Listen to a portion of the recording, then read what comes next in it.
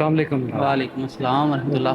की नाम है ਤੁਹਾਡਾ जनाब? जी मेरा नाम मोहम्मद यासर सुल्तानी है और मैं लाला मूसा तो आया वहाँ। जी माशाअल्लाह। ਤੇ ਕਦੋਂ ਤੋਂ ਤੁਸੀਂ ਦਰਬਾਰ ਹਜ਼ਰਤ ਸੁਲਤਾਨ ਬਾਹੂ ਸਰਕਾਰ ਆ ਰਹੇ ਹੋ?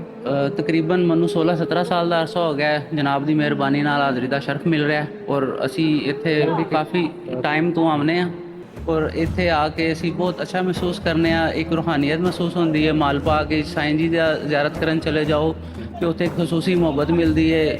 ਖਸੂਸੀ ਤੌਰ 'ਤੇ ਬਾਦਸ਼ਾਹ ਸਾਹਿਬ ਬਹੁਤ ਮੁਹੱਬਤ ਫਰਮਾਉਂਦੇ ਨੇ ਔਰ ਇਹ ਜਿਹੜੇ 10 ਦਿਨ ਨੇ ਇਹ ਮੌਲਾ ਇਮਾਮ ਹਸਨ ਔਰ ਮੌਲਾ ਇਮਾਮ ਹੁਸੈਨ ਦੀ ਯਾਦ ਵਿੱਚ ਬੜੇ ਖਸੂਸੀ ਤੌਰ 'ਤੇ ਮਨਾਏ ਜਾਂਦੇ ਨੇ। ਸੁਲਤਾਨ ਸਾਹਿਬ ਦੀ ਜ਼ਿੰਦਗੀ 'ਚ ਵੀ ਇਹ ਦਿਨ ਮਨਾਏ ਜਾਂਦੇ ਸੀ ਔਰ ਉਹਨਾਂ ਦੀ ਪਰਦਾ ਫਰਮਾਨ ਤੋਂ ਬਾਅਦ, ਜ਼ਾਹਿਰੀ ਪਰਦਾ ਫਰਮਾਨ ਤੋਂ ਬਾਅਦ, ਕਿਉਂਕਿ ਬਾਦਸ਼ਾਹ ਸਾਹਿਬ ਆਪਣੇ ਮਹੱਲ 'ਚ ਮੌਜੂਦ ਨੇ ਔਰ ਸਾਨੂੰ ਮਹਿਸੂਸ ਹੁੰਦੇ ਨੇ ਔਰ ਉਹਨਾਂ ਦੇ ਪਰਦਾ ਫਰਮਾਨ ਤੋਂ ਬਾਅਦ ਵੀ ਉਹਨਾਂ ਦੇ ਹੁਕਮ ਦੇ ਮੁਤਾਬਕ ਇਹ ਦਿਨ ਸ਼ੁਹਦਾਏ ਕਰਬਲਾ ਦੀ ਯਾਦ ਵਿੱਚ ਮਨਾਏ ਜਾਂਦੇ ਨੇ ਔਰ ਅਸੀਂ ਇੱਥੇ ਜਿੰਨੇ ਵੀ ਜ਼ਾਇਰੀਨ ਆਉਂਦੇ ਨੇ ਉਹਨਾਂ ਦੀਆਂ ਦੁਆਵਾਂ ਵੀ ਮਕਬੂਲ ਹੁੰਦੀਆਂ ਨੇ।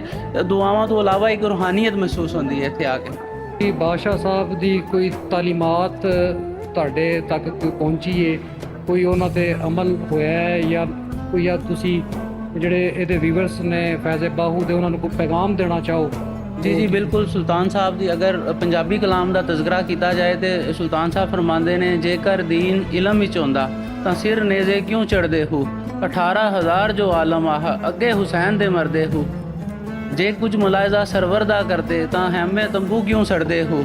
ਸੱਚਾ ਦੀਨ ਹੁਸੈਨ ਅਲੀ ਦਾ ਬਾਹੂ, ਸਿਰ ਦਿੱਤੇ ਰਾਜ਼ ਨਾ ਬੰਨੇ ਹੋ। ਜੀ ਇਹ ਇੱਕ ਅਲੱਦਾ ਬੈਤ ਫਰਮਾਇਆ ਸੁਲਤਾਨ ਸਾਹਿਬ ਨੇ ਔਰ ਰਸਾਲਾ ਰੂਈ ਸ਼ਰੀਫ ਵਿੱਚ ਵੀ ਜਨਾਬ ਨੇ ਹਸਨੈਨ ਕਰੀਮੈਨ ਦਾ ਬੜਾ ਪਿਆਰਾ ਤਜ਼ਕਰਾ ਫਰਮਾਇਆ।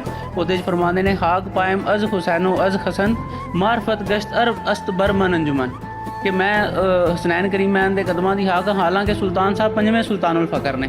ਉਸ ਹਵਾਲੇ ਨਾਲ ਵੇਖਿਆ ਜਾਏ ਤਾਂ ਸੁਲਤਾਨ ਸਾਹਿਬ ਦੀ ਸ਼ਾਨ ਤੇ ਬਿਆਨ ਹੀ ਨਹੀਂ ਕੀਤੀ ਜਾ ਸਕਦੀ ਔਰ ਇਹ ਜਨਾਬ ਦਾ ਹੀ ਮਕਾਮ ਹੈ ਕਿ ਉਹ ਫਰਮਾ ਸਕਦੇ ਨੇ।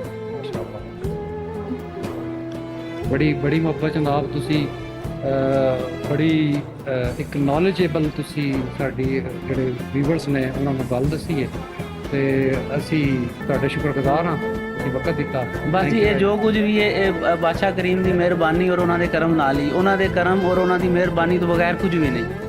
ਅੱਲਾਹ ਤੁਹਾਨੂੰ ਸਲਾਮਤ ਰੱਖੇ। ਜੀ ਬੜੀ ਮਿਹਰਬਾਨੀ।